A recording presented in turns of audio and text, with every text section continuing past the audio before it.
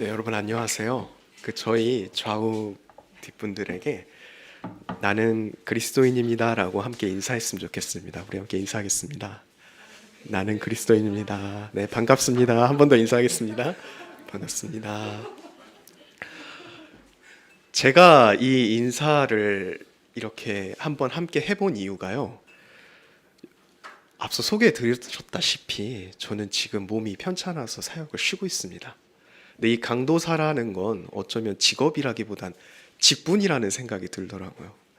제가 사역을 그만두고 나서 새로운 분을 딱 만났는데 안녕하세요 하고 이제 서로 자기소개를 하잖아요. 근데 뭐 직업이 어떻게 되세요? 이렇게 물어보는데 제가 교회에서 사역을 하고 있지도 않은데 강도사예요 이렇게 말하기가 되게 애매하더라고요. 요즘 교회를 사역을 그만둔 상태니까요. 그러다 보니까 그냥 뭐라고 이야기를 하려다가 저는 백수예요 이렇게 이야기를 했었는데 그렇게 말하고 나니까 저라는 사람 나는 나를 아무것도 안 하고 있는 일도 안 하고 있는 백수구나 이렇게 나는 나를 정의하고 있구나 그런 생각을 제가 했던 적이 있습니다. 여러분은 살아가면서 자기 자신 스스로를 어떤 사람이라고 정의를 하고 계신가요? 나는 누구인가라는 질문은 사실 우리 인생에 있어서 굉장히 본질적인 질문이고요. 또 중요하다고 할 수 있는데요. 왜냐하면 내가 살아가고 있는 그 이유를 우리가 찾을 때 나는 어떤 사람인가에서 찾기 때문입니다. 그럼 당연히 우리의 제일된 정체성은 그리스도인이다라고 이야기를 해야 될 텐데요. 슬프게도 우리는 세상을 살아가면서 이 소중한 정체성을 잊고 살아갈 때가 굉장히 많은 것 같습니다. 그래서 오늘 우리가 함께 살펴볼 이 야곱이라는 인물은요, 생존이라는 치열한 전쟁터에서 평생을 보낸 사람이었습니다. 그래서 오늘 우리 함께 이 야곱이라는 인물을 통해서 세상 속에서 살아가는 그리스도인, 그리고 그 그리스도인을 향한 하나님의 마음을 우리 함께 나눠보고자 합니다.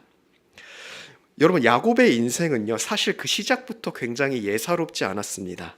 창세기 25장을 보면 야곱이 태어날 때 굉장히 극적인 장면이 묘사되고 있어요. 어떤 장면이냐면요, 쌍둥이 형 에서의 발 뒤꿈치를 잡고 이 야곱이 나온 겁니다. 사실 뭐 여러 탄생 설화들이나 이런 것들을 우리는 알고 있으니까 뭐 아기가 발 뒤꿈치 짚고 나오는 거 굉장히 뭐 특이한 일일 수 있겠지만 그게 뭐 큰 일인가 싶을 수 있잖아요. 근데 여러분, 이 한 아이가 자궁 속에서 어떻게 있냐면 양막이란 것에 둘러싸여져 있습니다. 그래가지고 이제 이란성 쌍둥이 같은 경우에는 보통 양막이 그 자궁에 2개가 있어요. 그러면은 이 아이들은요, 태어나기 전까지 서로 잡거나 만날 수가 없습니다. 그래서 한 아이가, 특히 쌍둥이인 아이가요, 다른 아이를 잡고 나온다는 것은 굉장히 출산적으로는 희귀한 장면이라고 합니다. 국제적인 사례로도 한 건 정도만 지금 보고가 된 상태라고 해요. 그러니까 이것들은 아이를 수없이 받아봤던 산모들의 눈에도 굉장히 희귀한 장면이었습니다. 게다가 이렇게 아이들이 동시에 이렇게 어떤 아이들을 붙잡고 나오는 이 장면은요, 유산의 위험도 있을 정도로 굉장히 큰 사건이라고 합니다. 그런데 이 불가능한 장면을 지금 이 야곱이 해낸 겁니다. 그리고 그 출산 장면을 지켜보는 리브가와 이삭 그리고 그 다른 산모들은요, 이 장면을 어떻게 이해했을까요? 이 일반적인 출산이 아닌 이 신비스러운 출산 장면을 말이죠. 저는 어쩌면 이 사람들이 이 출산 장면을 하나님의 약속의 증거라고 생각했다고 생각합니다. 왜냐하면은 하나님께서는 이 야곱에게 태어나기 전부터 어떤 약속을 주셨기 때문이에요. 바로 큰 자가 어린 자를 섬기리라라는 하나님의 약속이었습니다. 그리고 그 하나님의 약속이 실현될 것이다. 이것은 진짜다라는 것이 바로 이 출산의 장면에서부터 증거가 되고 있던 거죠.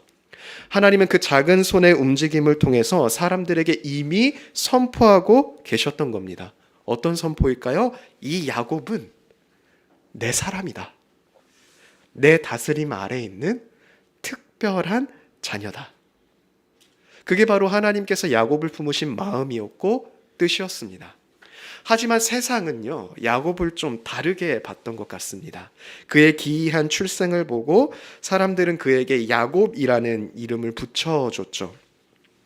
이게 뒤꿈치라는 뜻인데요. 고대 근동 지역에서 이 이름은요, 뒤꿈치를 잡다, 뭐 이런 의미를 넘어서서 어떤 의미가 있냐면 남을 속이다, 배신하다라는 부정적인 의미를 담고 있습니다. 우리말로는 이 발목을 잡다라고 떠올리시면 좋을 것 같아요.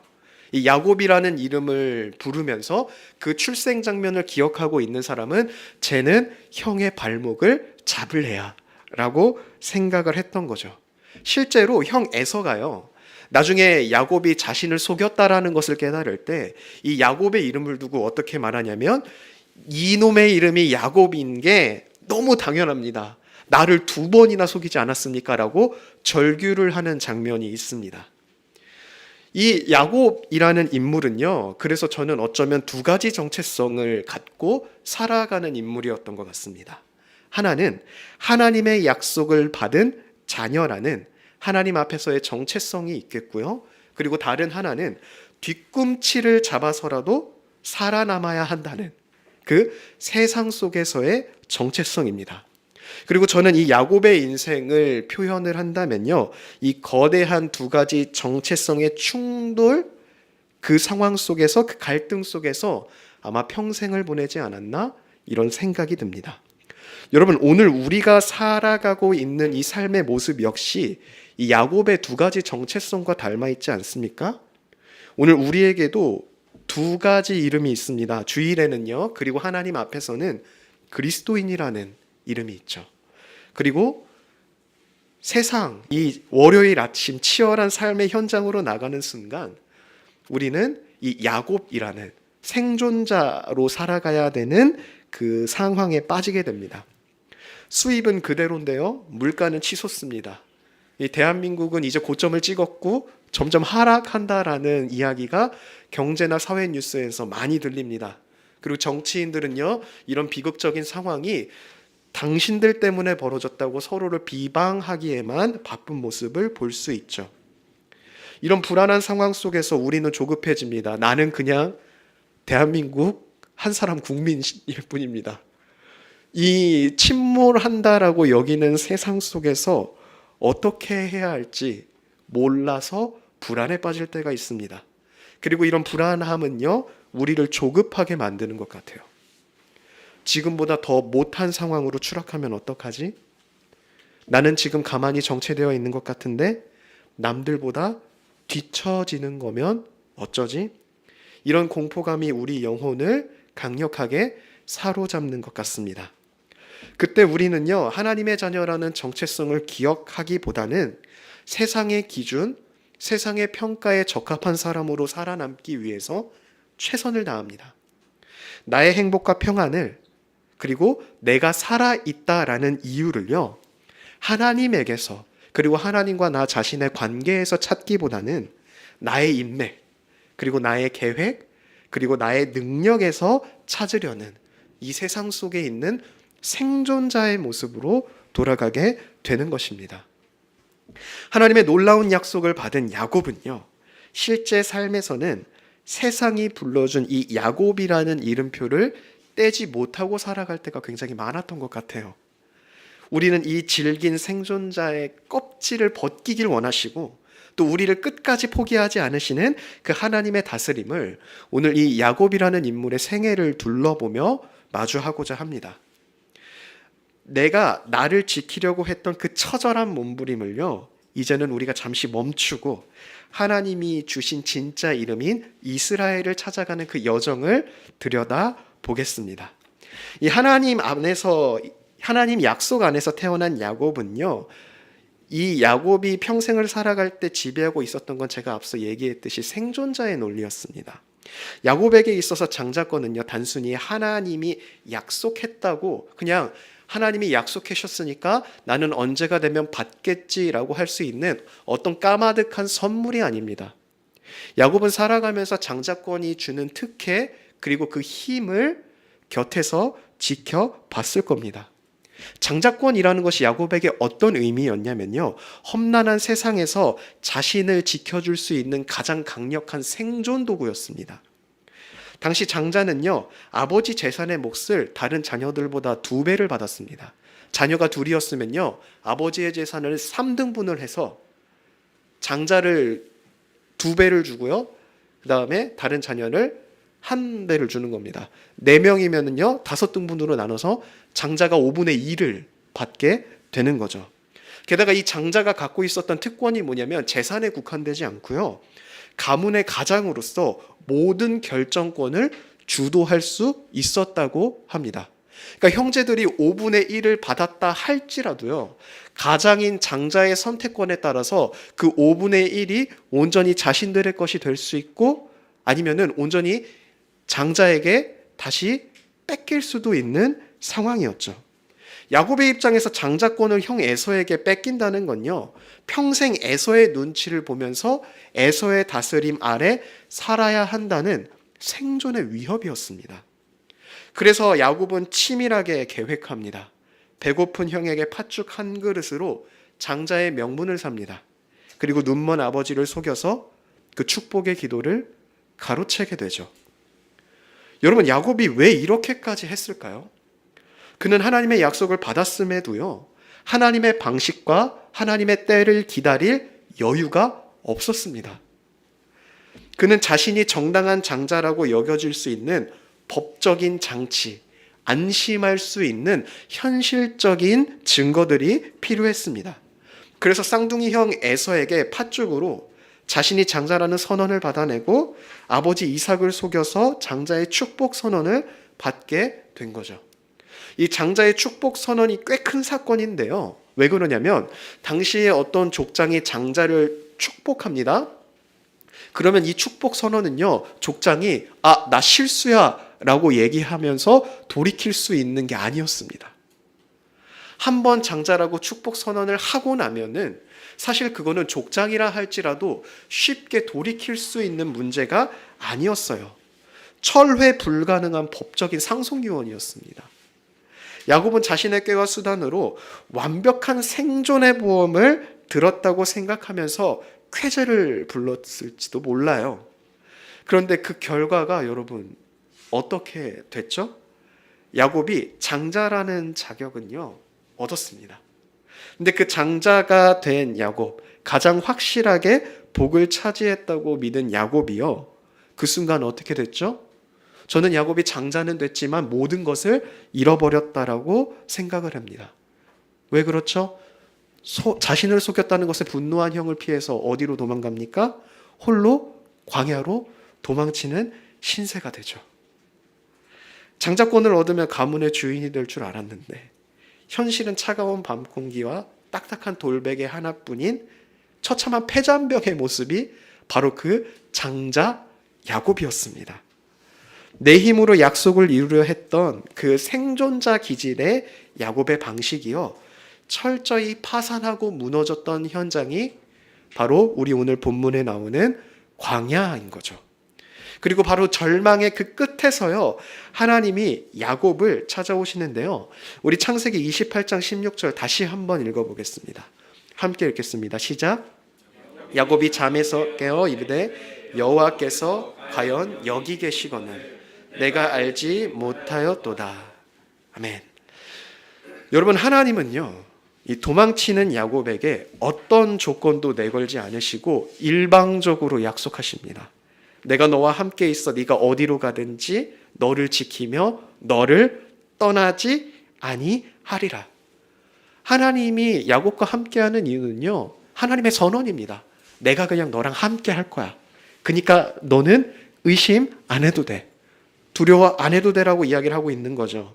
하나님은 죄를 짓고 도망치고 있는 야곱에게, 생존자로 살아가고 있던 야곱에게, 장자로서 모든 것이 무너진 이 야곱에게요, 뭐라고 이야기를 하는 거냐면 너는 여전히 나의 다스림 안에 있는 약속의 자녀다라고 이야기를 하고 있는 거죠.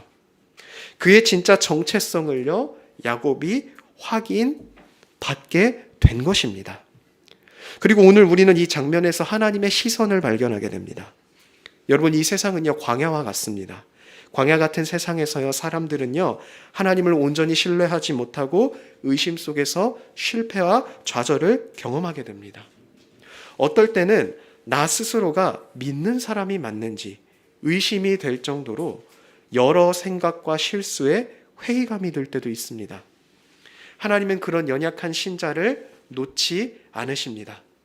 찬 바람과 돌베개만 놓인 광야에서 먼저 찾아와 이 야곱을 이끌겠다고 약속하십니다. 그때 야곱은요 광야에서 고백합니다. 하나님이 함께 하시는 이 자리가 바로 하나님의 집 베델이라고 말이죠. 여러분, 여기서 우리가 놓치지 말아야 할 중요한 사실이 있습니다. 야곱의 상황은요 지금 바뀐 게 하나도 없어요. 야곱은 여전히 광야 가운데 있고 그 돌베개만이 자신이 가진 전부였습니다. 근데 야곱이 이 광야를 베델이라고 고백할 수 있었던 것은요 바로 하나님이 야곱과 함께 한다는 그 선언 때문입니다. 그러니 여러분, 우리가 이 세상 속에서 방황하고 힘들고 그리고 나의 정체성이 정말 그리스도인이 맞는지 흔들릴 때 우리가 시선을 향해야 하는 곳, 그리고 기억해야 하는 것은 나는 하나님의 약속의 대상자, 하나님의 자녀라는 것입니다. 그런데 여러분, 여기서 우리가 놓치지 말아야 할 중요한 사실이 있습니다. 어떤 사실이냐면 베델에서 하나님을 만났음에도 불구하고요 야곱의 삶이 금세 바뀌지 않았다는 겁니다. 그 베델 은혜의 현장에서 야곱은요 그 하나님과 거래를 시도하는 모습을 볼 수 있습니다. 우리 본문 28장 20절에서 21절 한번 읽어보겠습니다. 시작. 야곱이 서원하여 이르되 하나님이 나와 함께 계셔서 내가 가는 이 길에서 나를 지키시고 먹을 떡과 입을 옷을 주시어 내가 평안히 아버지 집으로 돌아가게 하시오면 여호와께서 나의 하나님이 되실 것이요. 아멘. 여러분, 야곱은요 하나님의 무조건적인 다스림을 경험하고도 여전히 하나님한테 뭘 요구하고 있냐면요 먹을 것과 또 입을 것, 그리고 평안한 귀환이라는 자신의 생존 조건이 충족돼야지만 나는 하나님을 섬기겠습니다라고 말하는 모습을 볼 수 있습니다. 어쩌면 야곱은 하나님의 니즈를 정확히 파악하고 있다고 생각한 것 같아요. 이 하나님은 나의 섬김을 받길 원하시는구나. 그렇기 때문에 하나님과 거래를 하려고 든 거죠. 그 은혜의 자리에서도 하나님을 향한 야곱의 인식이 정확하지는 않았던 것 같다고 볼 수 있을 것 같아요. 그는 하나님의 자녀라는 약속을 받았지만 삶의 태도는 여전히 생존자 야곱이라는 껍질 속에 갇혀 있었던 겁니다. 하나님은 그를 이스라엘이라고 부르시려고 하는데요 야곱은 여전히 뒤꿈치 잡는 자로서 하나님 앞에서 계산기를 두드리고 있던 거죠. 그리고 여러분, 이것이 바로 우리의 모습 아닌가요? 은혜의 베델을 경험하고도 예배당 문을 나서는 순간 다시 우리는 어떤 두려움에 빠지게 됩니까?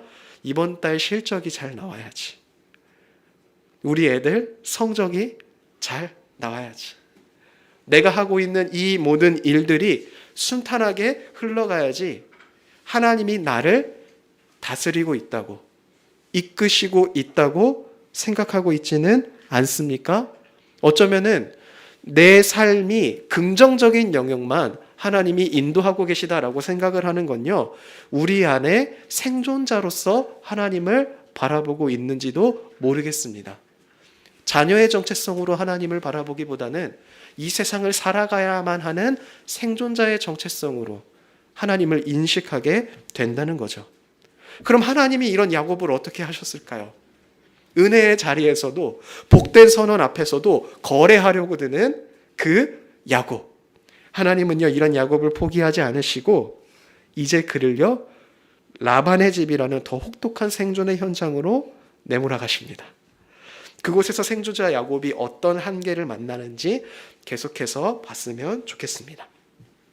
베델에서요 약속의 말씀을 품고 길을 떠난 야곱이 도착한 곳은 외삼촌 라반의 집이었습니다. 근데요, 그곳은요, 야곱에게 단순한 피난처가 아니었어요. 무조건적인 은혜로 자신을 대하셨던 하나님의 베델과는 정반대로 철저한 계산과 대가만이 존재하는 생존의 현장이었습니다.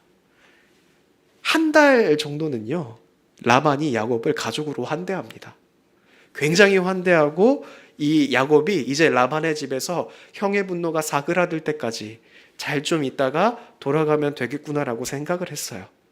근데 한 달이 딱 되던 날 라반이 야곱을 불러서 이렇게 말을 합니다.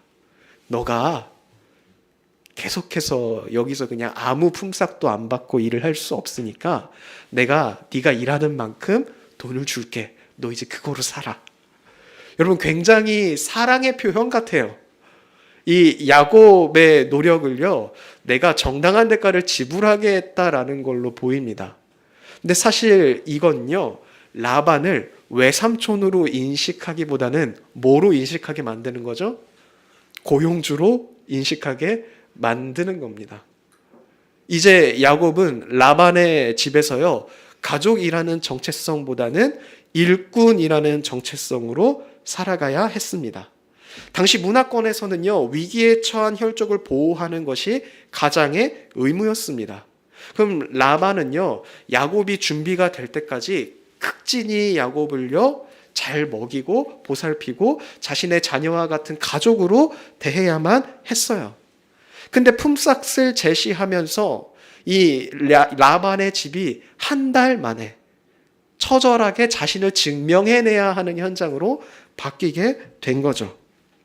하나님은 그 고달픈 세월 속에서도요, 야곱을 놓지 않으셨습니다. 야곱을 포기하지 않으시고 기적 같은 성공을 허락하시죠. 야곱이 어떻게 됐죠, 여러분? 두 아내를 맞이합니다. 그리고 외삼촌 라반이 고용주가 탐낼 정도로 많은 양의 재물을 모으게 되죠. 이 겉으로 보기에 이 라반의 집에서의 야곱이 살아옴은요, 위기가 좀 있었지만 하나님의 은혜로 무사히 이렇게 잘 넘겨온 상황처럼 보입니다.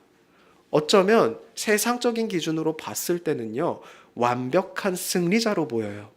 아무것도 없이 무일푼으로 라반의 집에 왔는데 라반의 집을 나갈 때는 굉장한 양의 재산과 또 20, 그다음에 10명, 12명 가까이 되는 이제 가족을 꾸려가지고 가게 되죠. 하지만 여러분, 야곱이 그토록 원했던 이 성공이 우리가 그토록 바라는 이 세상에서의 평안함과 만족감이 이 야곱에게 참된 안식을 줬을까요? 성경은 그렇지 않다고 말을 하고 있습니다. 부유해진 야곱의 가정은요, 아내 레아와 라헬의 주도권 싸움으로 하루도 편할 날이 없었습니다. 누가 더 많은 아들을 갖고 누가 더 정당한 상속권자를 얻어내느냐의 싸움이 있었죠. 또 이 성경을 보다 보면은 레아와 라헬이 남편 야곱을요, 들들 볶았던 걸로 또 나와 있어요. 그 야곱이 열받아가지고 라헬에게 한마디 하기도 하는 그런 장면이 나오죠. 시간이 지날수록 이 야곱의 가정엔요, 재물이 쌓여갑니다. 그럴수록 또 어때요? 외삼촌 라반은요, 야곱의 재물을 탐내기 시작합니다. 야곱이 부자가 되는 것이 두려워서 야곱이 가져가는 저 모든 것들이 사실은 나의 것인데 라는 생각이 깔려 있어서 몇 번이고 이 야곱이 더 많은 것을 가져가지 못하도록 방해하는 모습을 보이죠. 가족 내의 갈등이 풍요로울수록 점점 심해지는 걸 우리는 볼 수 있습니다. 그러던 중에 하나님은요, 야곱에게 집으로 돌아가라고 말을 합니다. 야곱은 이제 재물도 많고 자식도 많으니까 당당하게 고향으로 돌아가려 했습니다. 근데 이 야곱은요, 여러분, 이 모습을 보면 여전히 물질이 자신의 안정을 보장해 줄 것이라고 믿었던 것 같아요. 돈이면 다 해결될 줄 알았고 수많은 재물을 형에게 보이면 형이 이제 나를 용서해 주겠지라고 생각을 했습니다. 그래서 재물과 함께 형에게 편지를 보내는데요. 이 편지의 내용은 저희가 좀 읽어보면 좋을 것 같아요.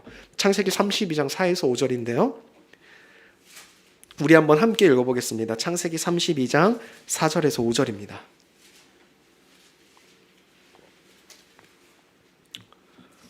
우리 함께 읽겠습니다. 시작.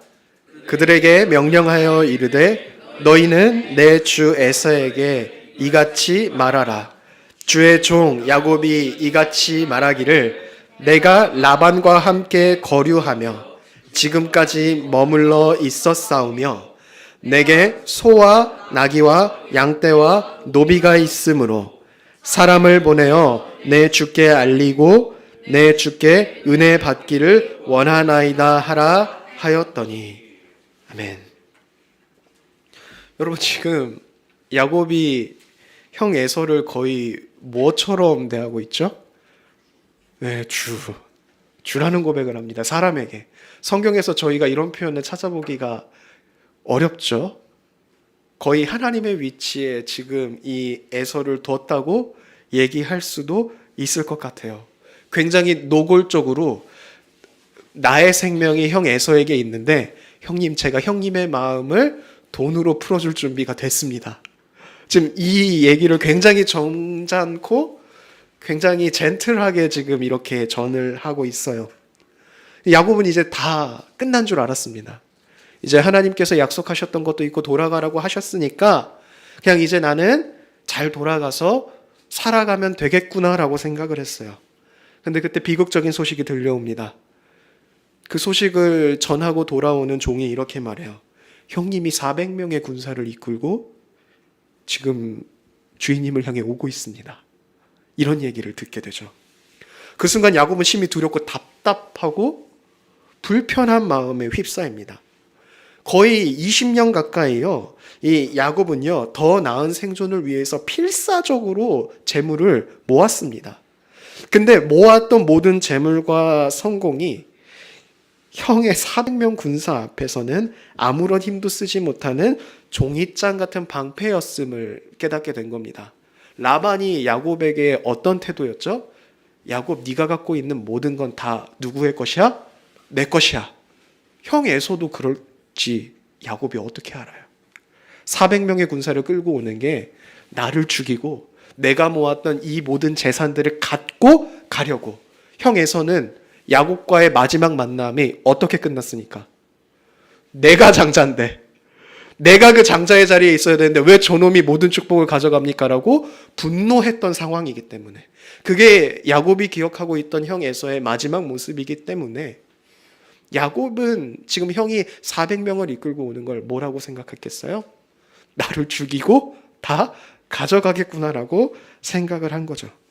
여러분, 이 장면을 보면 우린 야곱이 생존의 공포에서 벗어났다고 생각했지만 여전히 물질이 해결하지 못하는 야곱의 생존을 위협하는 게 남아 있었다는 것을 볼 수 있습니다.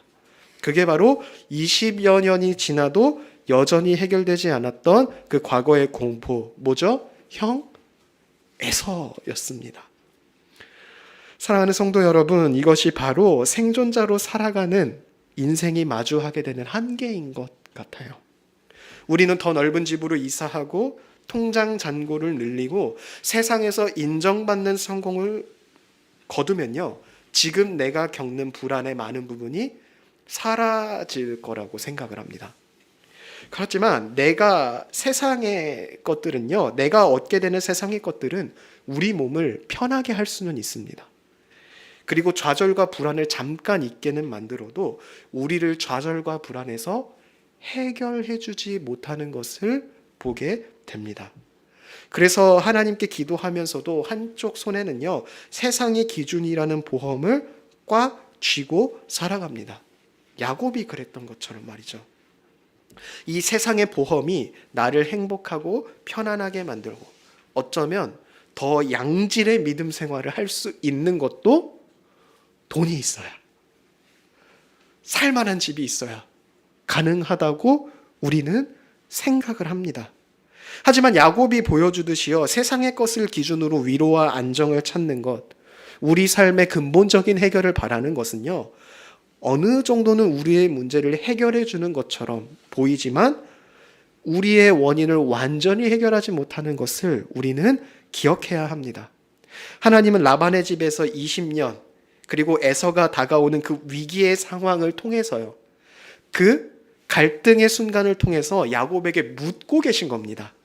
야곱아, 네가 그토록 신뢰했던 너의 꾀와 재물이 너를 지켜줄 수 있느냐?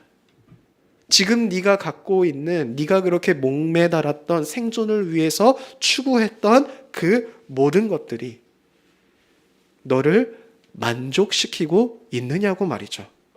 너는 언제까지 하나님의 자녀라는 이름표를 가슴에 품고 살아가면서도 손에서는 생존을 위한 계산기만 두드리고 있느냐? 이게 바로 하나님께서 이 형 에서와의 만남을 통해 묻고 계신 질문이었습니다. 야곱이 그래서 이제 막다른 골목에 서게 되죠. 자신이 가진 그 무엇도요, 자신을 지켜줄 수 없다는 것을 깨닫는 자리. 그 야복 강가에서 하나님을 만나게 됩니다. 하나님께서는 그 절망에 빠져 있는, 모든 것이 무너졌다고 생각하는 야곱 앞에서 그 야곱을 어떤 정체성으로 바라보길 원하시고 야곱을 어떻게 깨뜨리기를 원하실까요? 우리 계속해서 이 야복 강가의 야곱 이야기를 통해서 좀 나눠봤으면 좋겠습니다. 이 마지막으로 들어가기 전에요, 이 앞서 이야기를 먼저 좀 정리했으면 좋겠어요. 저희가 굉장히 빠르게 야곱이라는 인물에 대한 인생을 훑어오고 있어요. 지금 성경 몇 장을 저희가 지나왔는지 모르겠습니다. 야곱은요, 라반의 집에서 20년 동안 치열하게 일하면서 이제 거부가 됐습니다. 그래서 이제 굉장한 부자가 된 야곱은 당당한 성공의 모습을 향해서 어디로 가냐면 고향으로 향해 갑니다. 심지어 그 고향으로 향해 갈 때 그 발걸음에는 보증수표가 있었어요. 어떤 보증수표냐면 하나님이요. 왜냐하면 야곱이 고향으로 내려가려고 결심을 한 게 누구 때문입니까? 하나님께서요, 야곱에게 너는 이제 내려가라고 했어요. 근데 막상 이제 외삼촌 라반과 또 격정적인 이별을 하죠. 이제 뭐 라반과 한바탕 또 씨름이 있었어요. 다툼이. 그런 갈등 속에서 이제 돌아갈 길도 없어요.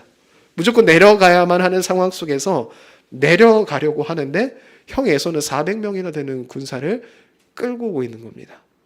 하나님이 가라 해서 갔는데, 그렇게 살으라 해서 살아봤는데 위기를 맞이한 거죠. 여러분, 이 400명이라는 숫자는요, 이 단순한 숫자가 아닙니다. 제가요, 어제 어디를 갔다 왔냐면 이제 모 정당 신년 축하회가 있었어요. 제가 알바를 해가지고 방송 스텝으로 갔습니다. 그래서 거기서 이제 방송 장비들을 세팅을 하고 이제 PPT나 음향 조절 같은 것들을 이제 제가 좀 맡아서 했었는데요.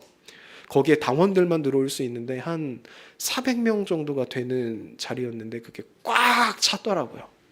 그래서 하나님이 이 장면을 보여주시려고 그 알바를 하게끔 하셨나라는 생각이 들었는데, 그 400명이나 되는 사람들이 한 사람의 이름을 굉장히 크게 막 연호를 했어요. 어떤 정치인의 이름을 막 연호를 하는데 얼마나 쩌렁쩌렁한지. 저는 총신대학교 채플 시간에 그 1000명이나 되는 학생들이 찬양할 때 빼고는 그렇게 큰 소리를 들어본 적이 없는데, 수많은 사람들이 그렇게 정치인의 이름을 연호하면서 하고 있는 그 모습을 보니까, 와, 저는 뭐 당사자도 아니에요. 그리고 그 당원도 아니고. 근데도 가슴이 쩌릿쩌릿하면서, 야, 이게 맞나? 이런 생각이 좀 들더라고요. 여러분, 400명이라는 인물은 굉장히 많은 숫자입니다. 야곱이 20년 동안 쌓아올린 모든 재산과 명성, 그가 정성껏 준비한 모든 성공을요, 단번에 찢어버릴 수 있는 거대한 폭풍이었어요. 이 절체절명의 위기 앞에서 야곱은요, 두 가지를 준비합니다. 첫 번째로요, 하나님에 대한 기도예요. 하나님에 대한 간절한 기도였습니다. 주께서 말씀하시기를 내가 반드시 내게 은혜를 베풀어 내 씨로 바다에 셀 수 없는 모래와 같이 많게 하리라 하셨나이다. 야곱이 그렇게 하나님께 기도합니다. 지금 이게 무슨 기도죠? 하나님, 저 귀환시켜 주신다 하셨잖아요. 본인만 믿으라 하셨잖아요. 그렇게 하나님께 기도해요. 에서라는 위기의 폭풍 앞에서 하나님의 약속이라는 낙하산을 꺼내 든 거죠. 근데 이 야곱이 다음에 뭘 했을까요? 기도하고 난 다음에 성경은 바로 그 야곱의 모습을 뭘 했느냐라고 묘사를 하냐면요, 수많은 가축들을 나눕니다. 그 형 에서에게 보낼 선물들을 준비해요. 순서를 나눠가지고 이렇게 순차적으로 가서 형 에서가 만족할 수 있게끔 그들을 준비하고 있습니다. 내가 내 앞에 보내는 예물로 형의 감정을 풀고, 그럼 혹시라도 형이 나를 받아주지 않을까? 그런 생각을 야곱이 계산을 두드렸어요. 여러분, 야곱은 하나님께 기도하면서도 형의 마음을 풀기 위해 최선을 다하는 모습을 보이고 있습니다. 어쩌면 이게 위기를 헤쳐나가기 위한 최선을 다하는 야곱의 정말 전략가적인 모습으로 볼 수 있지만요, 저는 이 모습이 자신을 향한 하나님의 뜻을 온전히 신뢰하지 못하는 야곱의 모습으로 보입니다. 마치 이런 거죠. 비행기에서 뛰어내려야 하는 그 위급한 상황에서요, 이 교관 되시는 하나님이 무조건 펴진다고 이제 약속한 최신식 낙하산을 이렇게 등에 짊어주셨어요. 그리고 이제 비행기에서 내려! 라고 이야기를 외치는데, 야곱은 이 낙하산이 정말 펴질까 불안한 거예요. 그래가지고 어떻게 하냐면 자기 가방에서 평소에 쓰던 커다란 우산을 꺼내 들어가지고 챙기는 모습, 그래서 그 뛰어내리는 모습, 우산을 꼭 품에 쥐고 등에는 낙하산을 메고 뛰어내리는 그 모습이 저는 야곱의 모습과 같다라는 생각을 했습니다. 낙하산이 안 펴지면 우산이라도 펴야지라는 마음으로 말이죠. 야곱에게 하나님의 약속은 사실 굉장한 낙하산이었습니다. 저도 하나님께서 그런 약속을 보여주시면 정말 든든할 것 같아요. 자다가 환상 중에 막 나는 너를 택했고 나는 너랑 영원히 함께 할 거야 막 이러면은 그때부터 그냥 어깨 쫙 펴고 그냥 고개 빳빳이 세우고 다닐 것 같아요. 근데 이 야곱은요, 하나님의 약속이라는 낙하산보다 자신이 20년 동안 일구어 모은 자신의 노력의 결과 그 엄청난 재물이라는 우산을 더 중요하게 생각하는 것처럼 보입니다. 하나님은 이미 발 뒤꿈치를 잡고 태어난 것, 그리고 어떻게든 이삭에게서 장자의 축복을 받도록 허락하신 것, 그리고 라반의 집에서 지키신 걸로 하나님이 어떤 분인지 야곱에게 충분히 드러내 보이셨습니다. 야곱에게 하나님의 약속을 의심할 만한 이유는 사실 야곱의 삶을 찬찬히 들여다보면 별로 없어요. 하나님은 야곱을 늘 지켜오셨고 정말로 약속하신 대로 순간순간에 야곱이 하나님이 함께하고 있구나 라고 느낄 만한 지점들을 허락하셨습니다. 그런데도 야곱은 여전히 삶에서 보이신 하나님을 오롯이 신뢰하지 못하고 위기를 해결하지도 못하는 재물을 놓지 못하고 집착하는 모습을 보이죠. 하나님을 신뢰한다고 기도했지만 정작 여전히 다른 한 손에는 재물을 꽉 쥐고 있는 모습, 하나님만으로는 내 인생이 안전할 것 같지 않다는 뿌리 깊은 불신앙, 즉 생존자로서의 정체성이 다시 한번 작동한 거죠. 그래서 야곱은 가족들과 모든 재산을 먼저 강 건너로 보냅니다. 저는 이 장면이 피할 수 없는 일인 건 야곱도 인정하는 것 같아요. 어쨌든 돌아가려면 형 에서를 만나야 했고 형 에서와의 독대는 피할 수가 없는 겁니다. 근데 한편으로 나아가지 못하는 이 야곱의 모습을 보면서요, 굉장한 불안감, 그리고 정말 내가 살아남을 수 있을까? 나의 모든 것이 허사가 되지는 않을까? 하는 그 두려움 속에 있었다라고 생각을 합니다. 정작 자신은 건너지 못하고 홀로 야복 강가에 남아 있습니다. 해가 질 때까지. 성경은 이 시간의 경과를 통해서 야곱의 갈등이 굉장히 길었다라는 것을 보여주고 있습니다. 왜 남아 있었을까요? 왜 자신은 이 야복 강가를 담대한 마음으로 건너지 못했을까요? 내가 했던 이 모든 것들이 정말 나를 지켜줄 수 있을까? 그 확신이 없었기 때문이죠.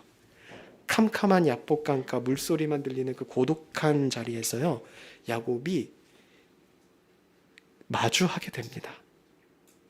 야곱이 어떤 걸 마주하게 되냐면 내가 평생을 걸쳐 준비한 재물도, 내가 세웠던 치밀한 계획도, 내가 곧 죽을 수도 있다는 죽음이라는 거대한 공포 앞에서는 아무런 힘도 없다는 것을요.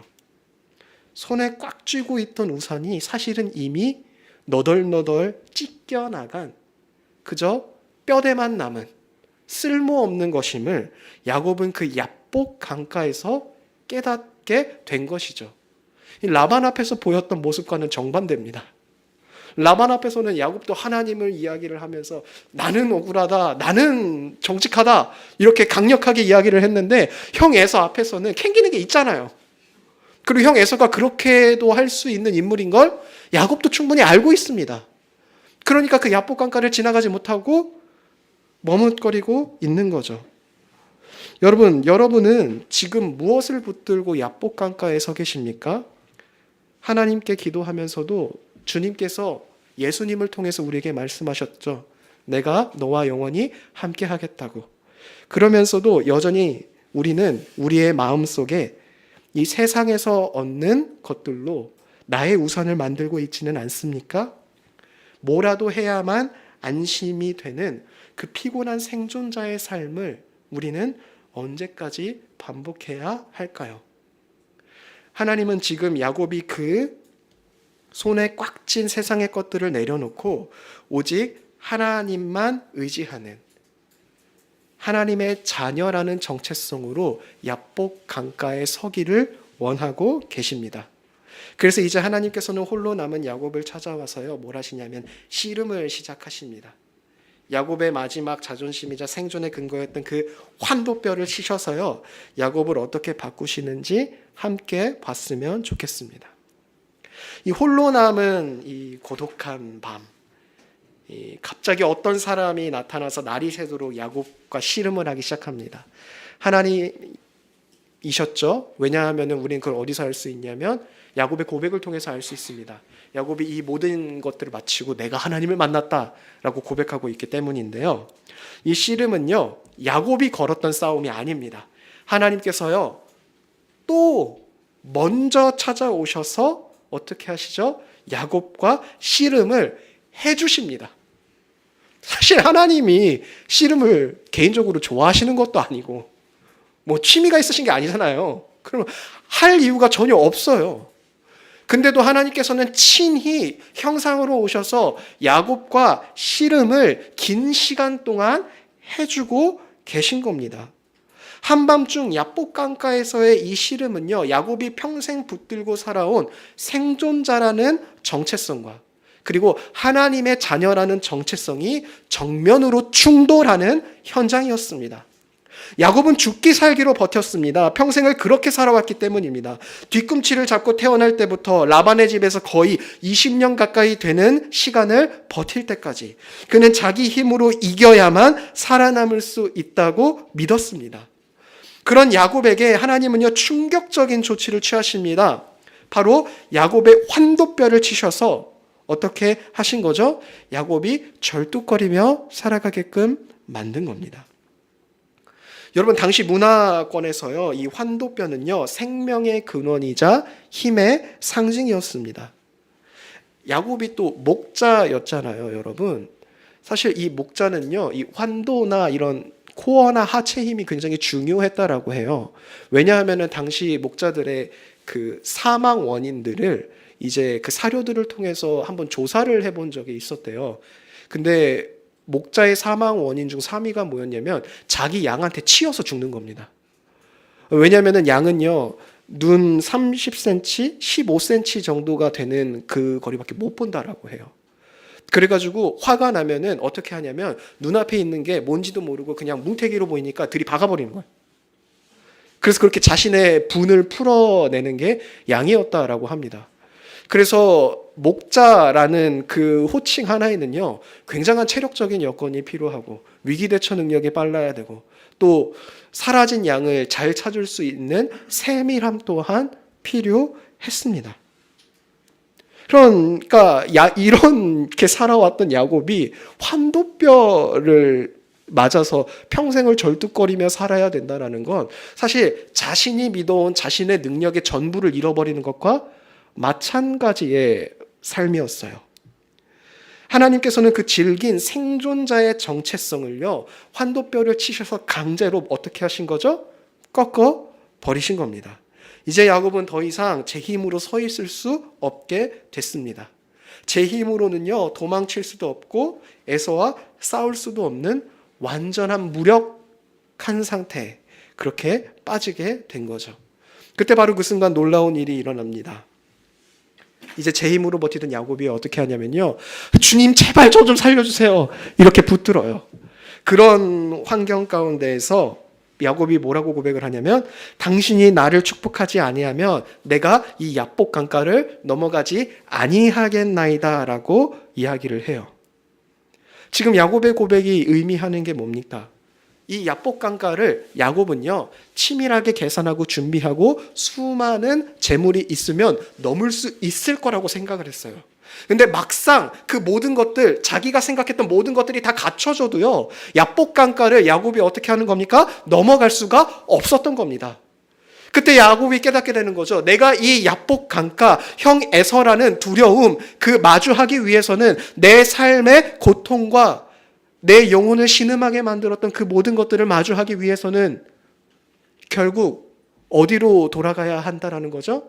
하나님의 은혜, 하나님의 약속, 하나님이 나를 향해 선언하시는 그 복 안으로 들어가야 한다고 야곱이 깨달은 것입니다. 주님, 이제 주님이 아니면 저는 한 발자국도 움직일 수 없습니다. 야곱의 전적인 항복이자 고백이었습니다. 그리고 하나님은 그런 야곱에게 물으시죠. 네 이름이 뭐냐? 하나님이 몰라서 물으셨겠어요? 야곱으로 하여금 나는 남의 뒤꿈치를 잡고 속여야만 살 수 있었던 야곱이라는 고백이 듣고 싶으셨던 것 아닐까요?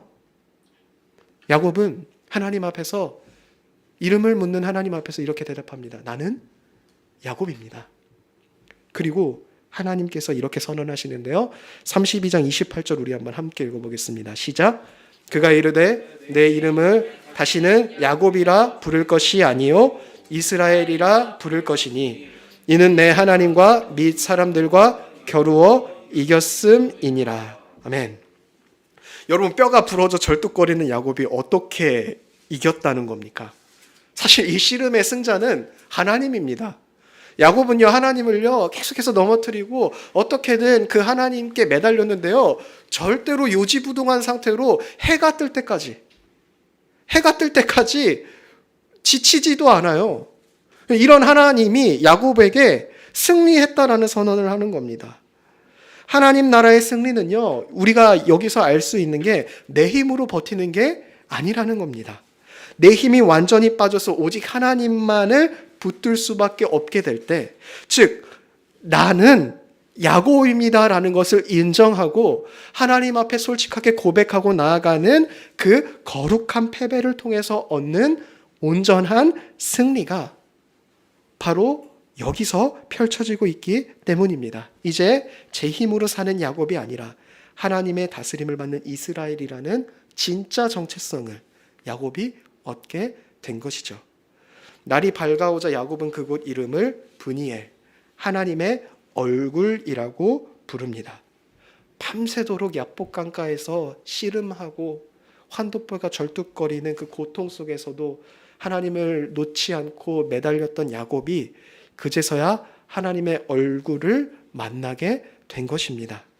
놀랍게도 환도뼈가 절뚝거리며 나아간 야곱 앞에 자신을 죽이려던 형 에서는요, 더 이상 어떤 존재가 아니었죠? 공포의 존재가 아니게 됐습니다.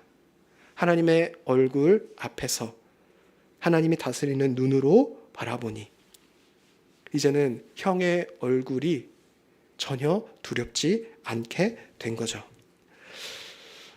여러분, 우리가 이 야곱의 생애를 보게 되면 알 수 있는, 참 인정할 수밖에 없는 불편한 사실 한 가지는요, 하나님은 우리를 때로는 야복 강가로, 그리고 우리의 환도뼈를 치실 때가 있다는 겁니다. 우리가 의지하는 세상의 모든 것들을 찢어버리시고 우리를 고통스러운 야복 강가에 홀로 두실 때가 있습니다.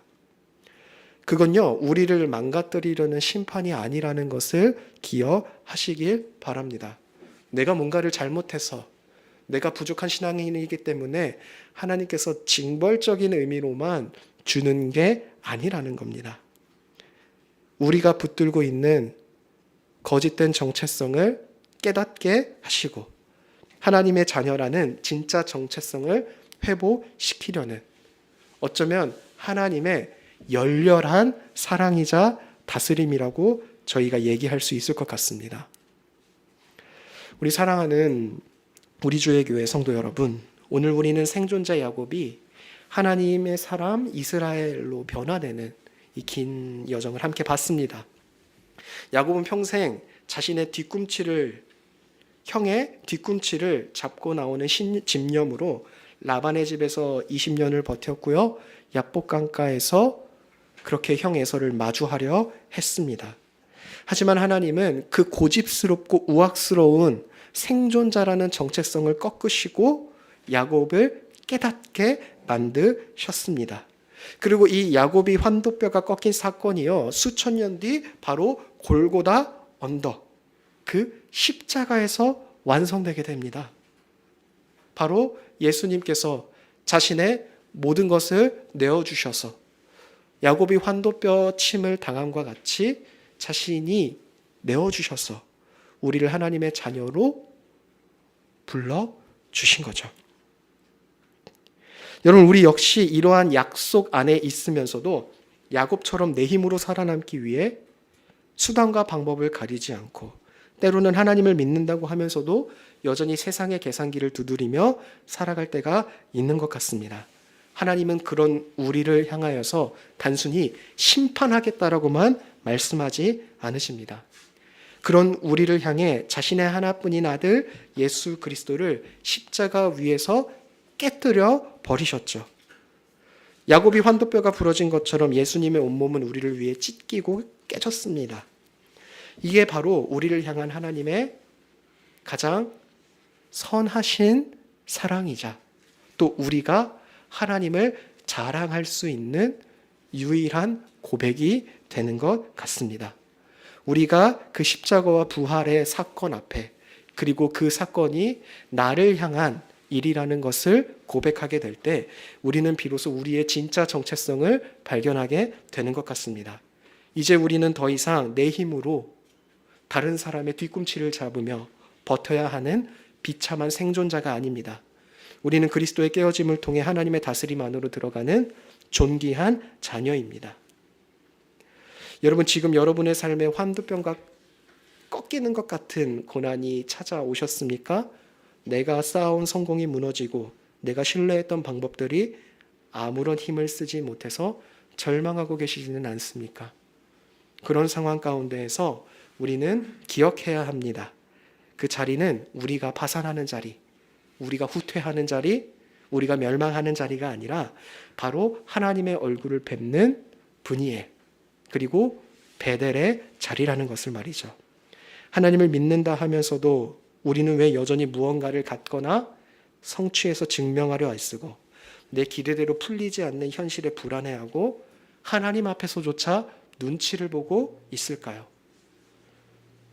혹시 아직 받지 못한 사람처럼 이미 받은 것을 살아내고 있지는 않습니까? 이번 한 주간 우리 마음 안에 있는 계산기를 내려놓고 온전히 하나님의 다스림에 우리의 인생을 신뢰함으로 맡기셨으면 좋겠습니다. 하나님의 음성에 귀를 기울이고 우리를 향한 하나님의 인도하심을 신뢰하며 나아갈 때 우리는 그때 비로소 우리를 업고 가시는, 우리를 선한 마음으로 이끄시고 계시는 하나님의 얼굴을 마주하게 될 것입니다. 야곱이 아닌 이스라엘로, 생존자가 아닌 승리자로 살아가시는 저와 여러분이 되시기를 주님의 이름으로 축원합니다. 우리 함께 기도하겠습니다.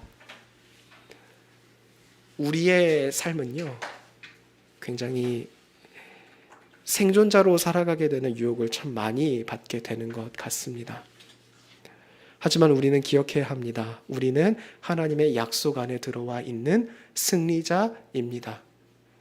이 세상 가운데에서 패배자처럼 살아가지 않고 승리자처럼 살아갈 수 있도록 주여 나를 깨닫게 하시고 인도해 달라고 우리 함께 기도하겠습니다.